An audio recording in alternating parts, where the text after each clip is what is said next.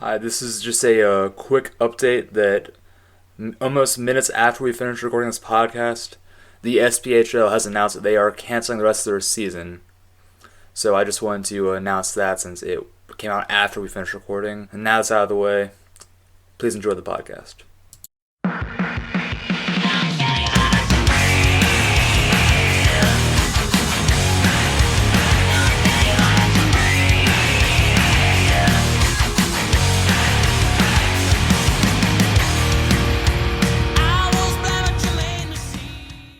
Hello, and welcome to the Birmingham Sportscast. This is episode 2, and it's a special update for the coronavirus scenario we found ourselves in. As y'all may have heard so far, all 3 Birmingham sports teams have been suspended temporarily, and let's kick it off with the Bulls, Ethan. Yeah, the Bulls. The SPHL announced recently that the league is suspended until further notice. It is what you can take from it. League suspended. Nobody's playing. 10 games left in the season for the Bulls. Will they continue with the season?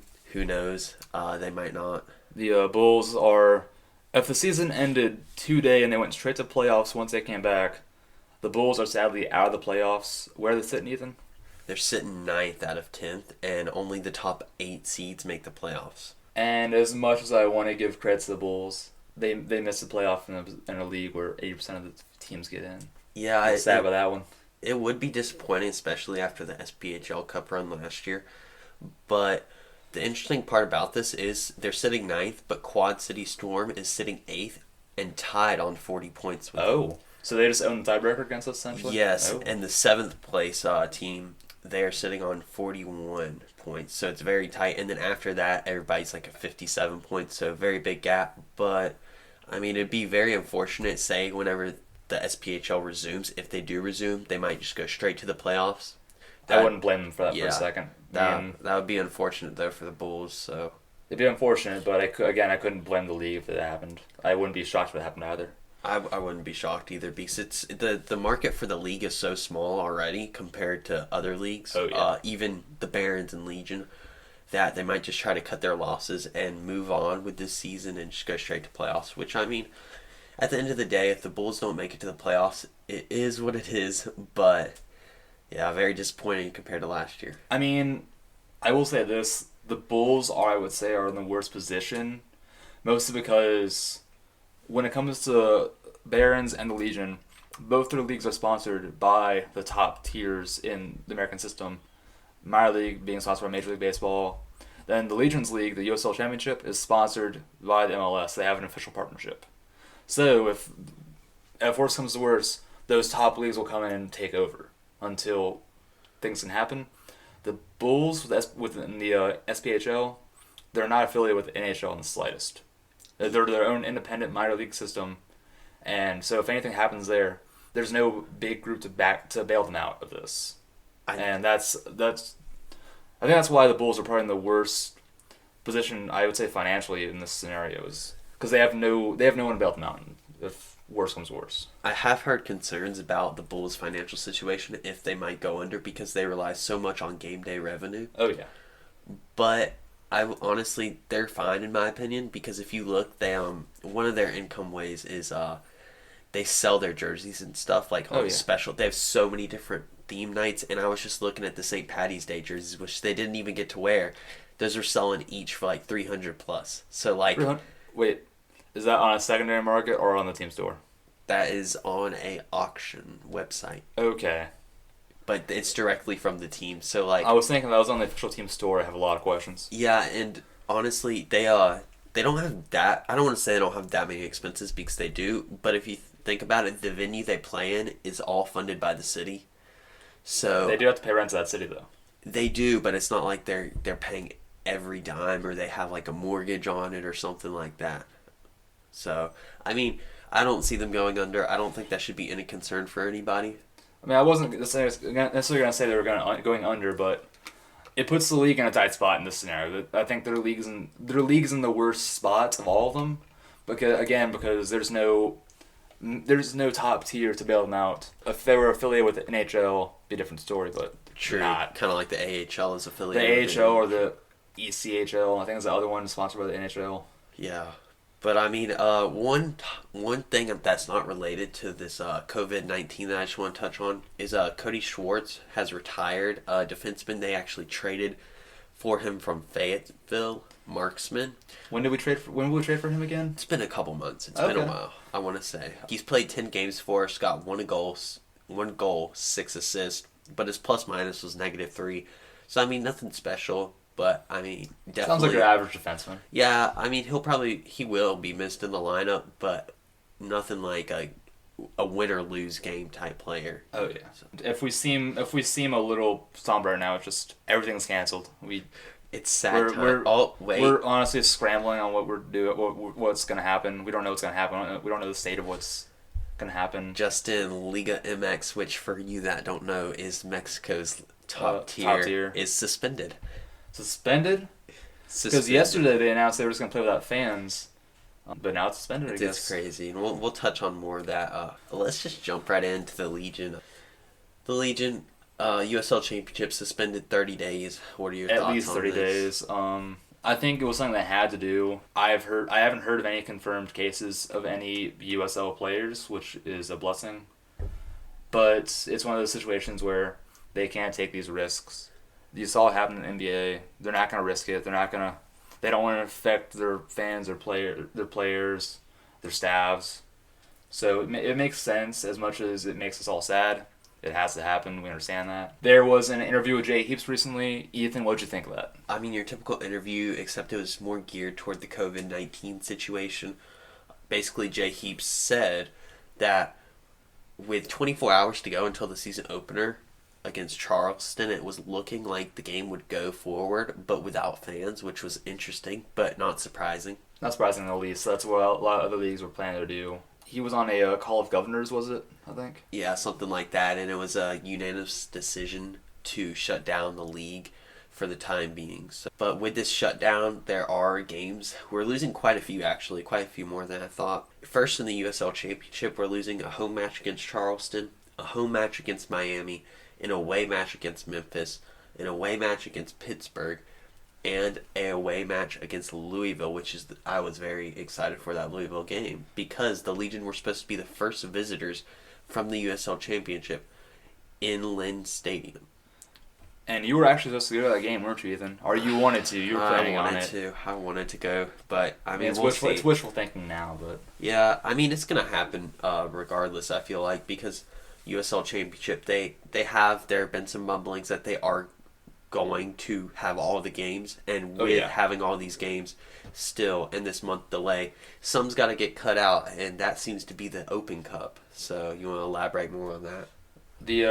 Our second round match against Chattanooga has been confirmed. It's not going to take place. Bigger news that this was one of the few things that really did shock me about all this. The USL has informed the USSF that they will not be taking place in the Open Cup, in the Open Cup at all. Even when the leagues resume, the USL has pulled itself out of the Open Cup, and that's really the shocking thing, because that sets off a chain of two things. How is the Open Cup going to be formatted now if it even takes place? Does this cancel the entire Open Cup? And then, on top of that, in the Open Cup, the winner of it gets a berth to the CONCACAF Champions League, which is our continent's Champions League. If the cup doesn't take place, the USSF has to figure out where that Champions League spot is going to go. Do you give it to ML? Do you give it one more spot to MLS? Do they take a risk and give it to the best USL Championship team? That's really the question that would have to be answered, and sadly, I don't have any more insight on that because I'm just flabbergasted by the entire thing. I do have to say kudos to USL for taking the USL Championship for taking this step, because the reason why they are not in the Open Cup is due to the fact that they're losing so many games and so many teams will have to make up games that they honestly just need the time. They have to have the time. It's very proactive on their end. One thing that caused me to be hopeful about this entire scenario is the USL is they want to finish the season, and they're already making moves with their scheduling to make sure they're going to have the time to finish it.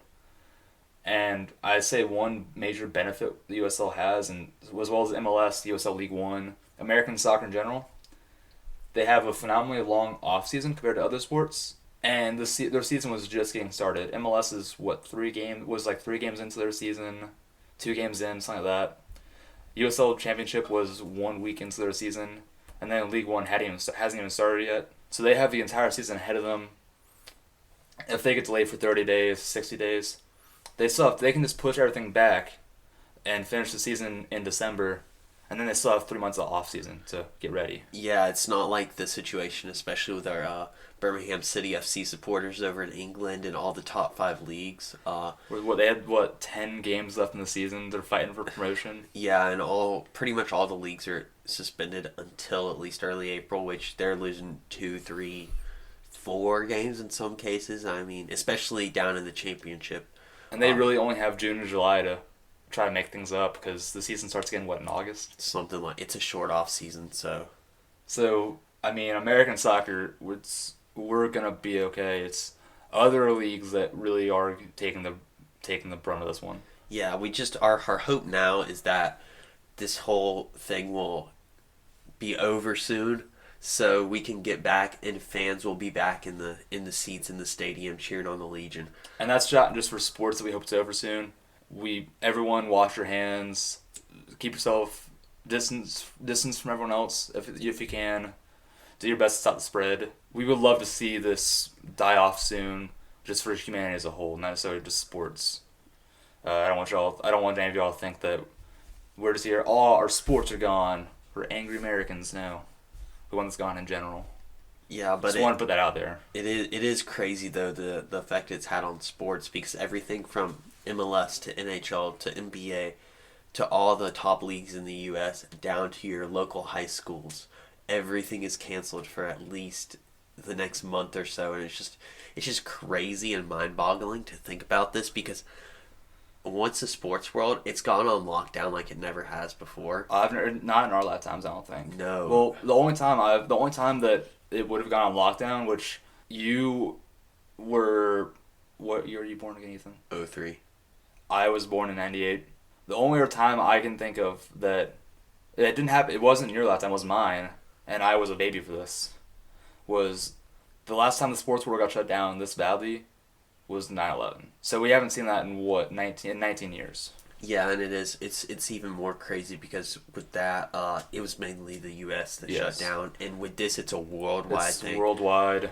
I mean, the only soccer, it's not even major, the only soccer league that I can think of that's still going is like the A-League in Australia. And the Russian Premier League, which actually gets UEFA Champions League spots, so ooh, fancy. Don't cuss out of this. But yeah, it's shocking because one of the reasons that I guess it's affected me so badly is sports has always been a place where I go to escape the stresses of the world. What's going on in the world, I can just, if anything bad's happening in the world, I can go turn on a soccer game, turn on a basketball game, and take myself out of it for a while. It's a good distressor. It's good, not de-stressor. And now that that's gone, it's one of those things where it's just hard to find a break from it. And I think that's why it's been so shocking, especially in the sports world. Couldn't agree more. And it's just the other thing that's affecting everybody. What is it? The other main thing that a lot of people aren't looking on. Well, they are looking on it, but players' lives, especially. Let's take the Legion for example. It puts the players in a really awkward limbo. It does. I don't think they've experienced before, at least in a long time. You've got the likes, for example, on the Legion. You've got the likes of Razak Cromwell, Rudolph Mensah, Prosper Kasim, 3 guys all from Ghana. And, I mean, in this time frame, in this 30 days, they're not going to be able to go back to Ghana because they might not be able to get in. So, it's just dead time. I'm pretty sure we banned outwards travel. We did all the... And they have families back there. They can't... I mean, I can't imagine what it would be like to not be able to go, see my family. Even if it's their extended family, that would still be rough. And I'm sure that's all. It is awful for them. It is awful for them. I hope they're doing well. I hope they're finding some kind of workaround for this. Oh yeah, I'm sure they're still out. They're training and stuff. Going back to the Jay Heaps interview, he said that they're gonna still train and do their normal day-to-day, but he would like them to stay in Birmingham because if you think about it, and this is a very good point, Here they have a whole medical staff team. You've got UAB. You've got everybody here. Whereas, say, if you live in Massachusetts, you're gonna go back to Massachusetts, see your family. You're not gonna get that same treatment. You're not gonna be around your familiar faces. Say if something pops up, you have your medical team right here. You got everybody, the support system you need right around you. Whereas, if you go somewhere else, it's not the same. Well, and then Birmingham, in my opinion, and I feel like a lot of people's opinion, we're the best medical city in the state by a long shot. Couldn't get anywhere better than this. So I bet you most of the guys, if not all of them, are going to stay here. I think it's in the best interest to probably stay in Birmingham. Mostly because, again, UOB's got a crack team of researchers, facilities, doctors. They'll take care of you, and I think it's in the best interest to stay here, stay hunkered down, instead of risking it and trying to go travel somewhere else, and just for their own personal safety at this point in time. Yeah, but looking to the games that we lost, I mean, there's a couple big ones in here, honestly. Most of them are big ones. I would say Charleston isn't really a big one, besides being the season opener. We're sorry, Charleston. But Miami FC, everybody was hyped. There's so much hype around them, so that game... Because that brings out the old, was the NASL really good? Were they right to sue the USSF? We don't know. Yeah, and then a big string of ones coming up. Memphis away. Oh, the SOTM. Oh, the BCFC fans. Hopefully some of you are listening. Big on that game right there. That's a massive rivalry for us. It's only year 2, but I'm still going to call it a massive rivalry. Last year, the game was sold out. I actually might have driven up to Memphis to go watch this game. And then right after that, we were back on the road in Pittsburgh. Big game for Nico Brett, returning to his old place of work. Old stomping grounds, and it'd be a big old game of vengeance for Birmingham. Again, I don't like reminding everyone of this, but we lost 7-0 in the playoffs last year at Pittsburgh, and we would love to avenge that best we can. Yeah, and then after that, it'd follow up with that Open Cup match in Chattanooga, which I was honestly looking really excited to. One perk, well, Open Cup, it's not looking likely for USL, but if it was... Well, USL already pulled out of it. True. Did they officially pull out of it? From the tweets I've seen, they've officially pulled out. Oh, they've informed the USSF that they will not participate at all. I didn't know they pulled out completely of it. And I think that would also include League One, because I think the USL brand as a whole pulled out. I'm sure if the championship's pulling out, then they're pulling everything out. That would just leave amateur teams in the MLS, so I can't see the Open Cup happening anymore at this point in time. Yeah. Now that I realize that. I kind of wish if the Open Cup was still on, because Chattanooga gets their new stadium, and if it would have got rescheduled. April 20th was when that new stadium was supposed to open. And the original date of the game was April 7th, so it would have been pushed back. And the renderings looked really nice. I'm a big old rendering nerd. So. Might have to travel up to Chattanooga to Once see that stadium's open and everything's resumed, I will be at a Chattanooga game or two to go watch that. I know it's the Birmingham channel, but their stadium does look nice, and I'm not going to deny that for a second. Oh, yeah. And then talking about nice stadiums, Louisville's Lynn Family Stadium, $65 million. Birmingham was going to be the first ever visitor to that stadium, and Ethan was saying this earlier, we don't think that's going to happen. We're not going to be the first visitors anymore, we don't think. Yeah, we'll definitely get that game in, which will be nice, but... We will, but I don't think we're going to be the first ones anymore. It's going to be, I don't know, kind of a disappointment, but not a disappointment at the same time. It's kind of like, it's one of those things, whatever, at this point, It is what it is. At this point in time, nothing can really surprise us. Everything's been thrown at us. As sad as we are, I'm not shocked by us postponing, what was it? That game was supposed to take place the day after the suspension's over. Yeah, I counted it out. And that's wishful thinking if the suspension only lasts 30 days. That's the big concern there. Because that's assuming that the suspension is lifted after 30 days, which it may not. At this rate, I don't know what's going to be happening. Yeah, it looked like the suspension was supposed to end like April 10th, I believe. But who knows? Some more guesses I've heard is that we might not see play again until May for all leagues. We don't know. That's not anything solid or confirmed. That's just rumblings I've been hearing. But again, clarify, we don't know when anything's going to happen. Yeah, but right now it's looking like if that ban gets lifted, or suspension, gets lifted, our first game will be Saturday, April 18th, at home against ATL2. Well, there's only one good thing about that is that might be a chance to see our old boy J.J. Williams if they move him down to that. I was about to lead into that last episode. We were talking We got to comment on the last video that we overlooked something entirely, and we did. J.J. Williams, there's a 99% chance that he will not get loaned out anywhere else. He'll just get moved. If he doesn't make the roster on Atlanta United, he's just going to move down to ATL2 and play there. There is technically still a chance he could come to us, but the odds of it happening are so phenomenally slim that we overlooked it. Yeah, because in ATL2, he's getting minutes right there, a solid 90 probably, and he's right in Georgia still. So he's Kennesaw is like 40 minutes away from Atlanta from last time I was there. I haven't been to that stadium in a long time, but I used to get to Kennesaw quite a bit as a child. It's only about like 40, if even 40 minutes out of Atlanta. Yeah, and one interesting thing is I'm looking at the schedule right now. If we open up against ATL on the 18th of April, three of our first 4 games will be against MLS 2 sides. Which, at that point in time, we will take any soccer we can get. Yeah. But that's still not an ideal lineup to go watch. Yeah, it'll go, we'll travel to NCFC after ATL, and then we'll host Philly 2, and then go up to New York. Definitely looking.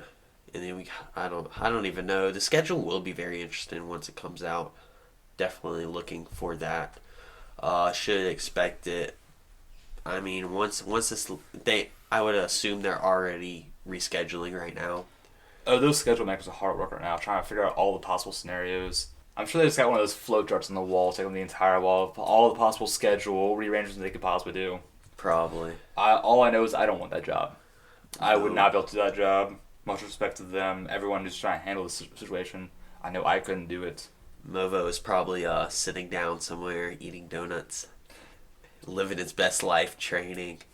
Everything he does is his best life, Ethan. All right, give him some respect. Movo is probably... Put some respect on his name, Ethan. Matt Van Oekel. Definitely a legend. Shout out to Movo. But let's move right into baseball real quick. Just a heads up real quick. This is going to be a much shorter episode than all the others. This is just an little update video. We will still have another podcast airing on the 28th.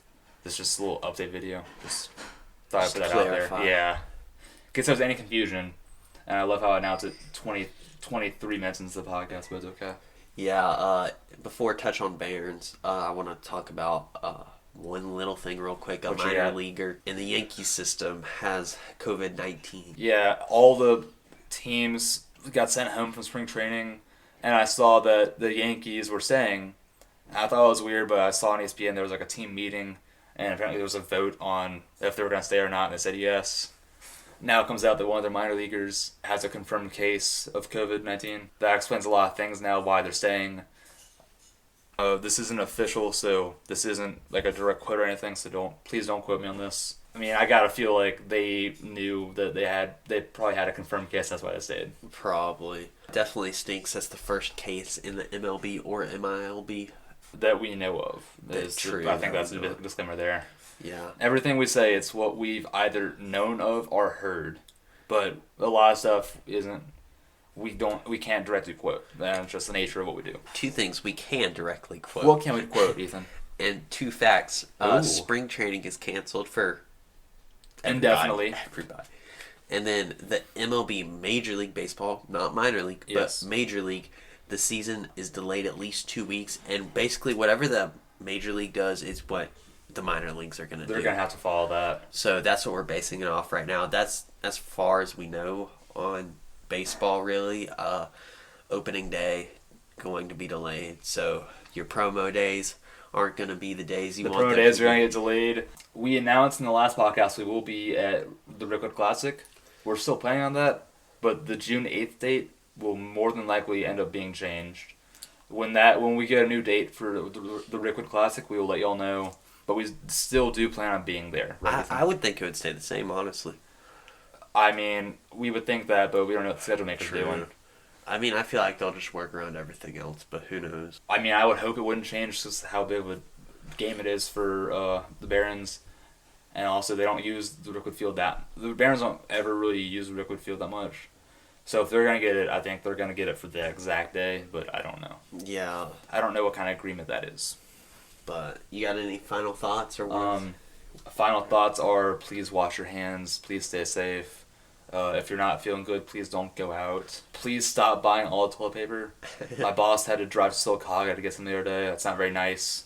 Crazy though. I've never seen anything like this before. Every single time I go to the store, the stuff that they're out of is never the stuff I would think of buying if there was like a disease going around. It's always crazy. I don't quite get some of the panic buying I've seen. I mean, I understand that it's a phenomenally serious ordeal, and I'm not taking away from that. When you are out in the store, please think of others. Again, wash your hands, stay safe. Sweet. And I got what you got, Ethan? I got a couple things.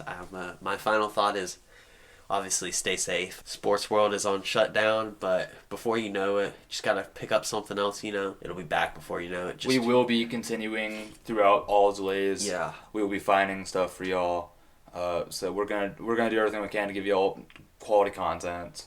So we're not altering our schedule at all for this. So yeah, everything will proceed as normal. But I just want to plug a couple things for Birmingham Sports real quick. Be sure to check us out on Twitter at BhamSports_, and check us out on Instagram at Birmingham Sports to keep up to date with the latest news.